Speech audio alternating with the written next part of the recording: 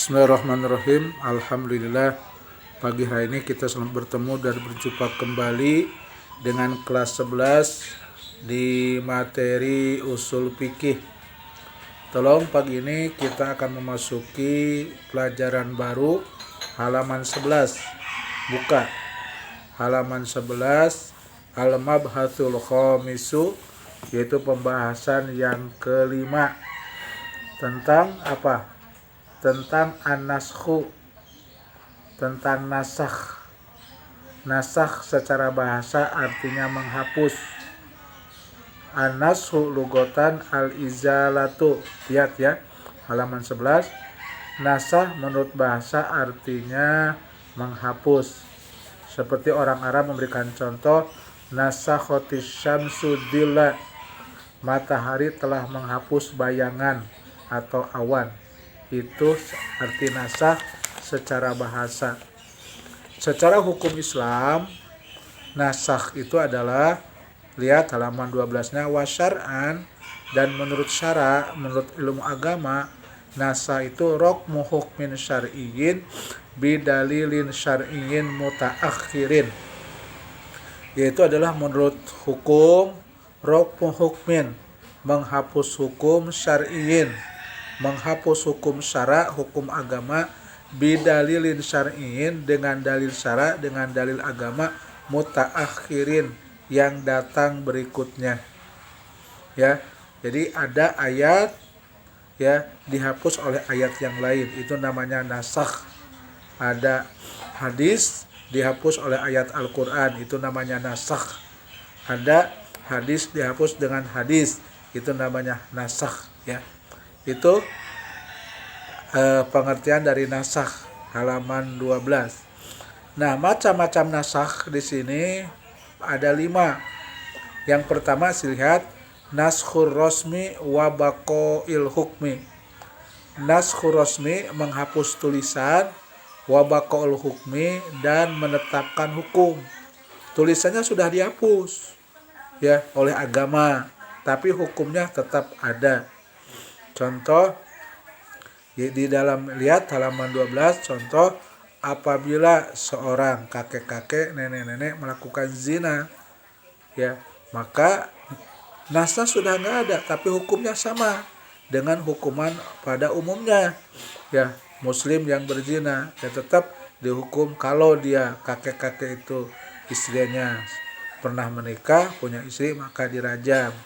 Ditakdirkan si kakek itu bujangan, maka dijilid 100 kali. Itu yang pertama, namanya naskhur rosmi wa baqaul hukmi, yaitu menghapus tulisan dan tetapnya hukum. Yang kedua, macam nasakh yang kedua, wa naskhul hukmi wa baqaul rosmi, yaitu adalah menghapus hukumnya tapi tulisannya tetap ada ya. Tulisannya tetap ada, seperti firman Allah di dalam surah Al-Baqarah ayat 216. Allah berfirman, walladzina yatawaffawna minkum, dan orang-orang yang wafat meninggal di antara kamu dan meninggalkan istri ya, wasiatan li azwajihim, dan ia berwasiat kepada istrinya, mata'an ilal hauli, maka ia yaitu adalah harus bersenang-senang selama 1 tahun. Maksudnya masa iddah 1 tahun. Kemudian ya dihapus hukum itu. Jadi seorang wanita yang dicerai tidak harus 1 tahun nunggunya, tapi hendaklah wanita yang ditinggal wafat tidak 1 tahun, tapi cukup 4 bulan 10 hari.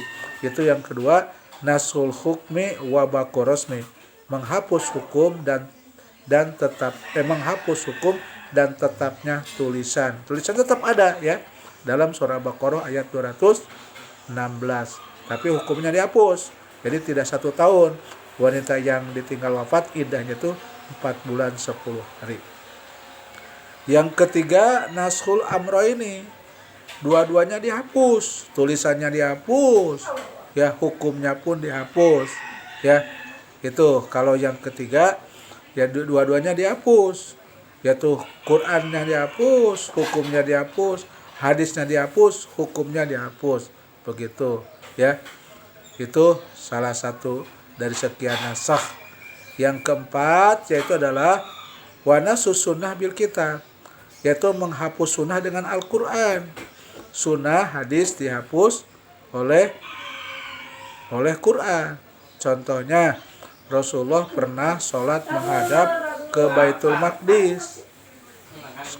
Maqdis. Berapa lama? Ada mengatakan 7 bulan dan maka 9 bulan, kemudian dihapus oleh Al-Quran, yaitu kiblatnya menghadap ke Ka'bah, ya, itu menghapus sunnah dengan Al-Quran.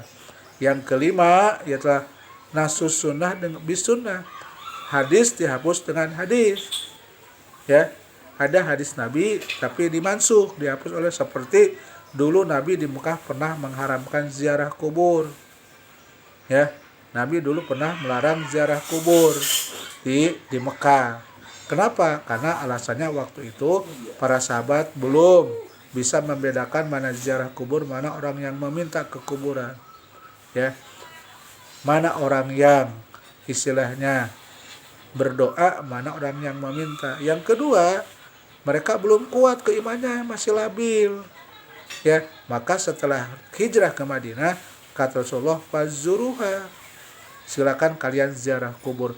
Jadi larangan ziarah kubur sekarang dibolehkan, tapi dengan catatan, kata para ulama, kita kalau ingin datang ke kuburan, ziarah kubur, tidak boleh melebihi tiga niat. Niat yang pertama untuk mendoakan, ya, mendoakan ahlul kubur. Doanya seperti ini: Assalamualaikum ya ahlal kubur minal mu'minin wal muslimin wa inna insyaallah bikum lahikuna nas'alullaha lana walakumul afiyata. Jadi kalian adik-adik kelas 11, kalau kalian mendatangi kuburan siapa saja, terutama orang tua kalian yang sudah wafat, yang sudah meninggal, maka doakanlah. Doanya seperti itu. Jadi niat yang pertama kita ke kuburan untuk mendoakan. Yang kedua yaitu adalah kata Nabi untuk mengingat mati. Jadi kalau adik-adik nih yang remaja, kalau kalian jarang sholat, apalagi meninggalkan sholat, maka sering-seringlah datang ke kuburan, ya, untuk agar kalian mati, ya, karena mati itu tidak melihat umur, siapa saja bisa, ya. Dan yang terakhir kata Nabi, kalau kalian ziarah kubur, niat yang ketiga untuk ingat akhirat, bahwa satu saat dunia ini akan hancur, akan binasa. Kehancuran alam dunia ini disebut dengan kiamat.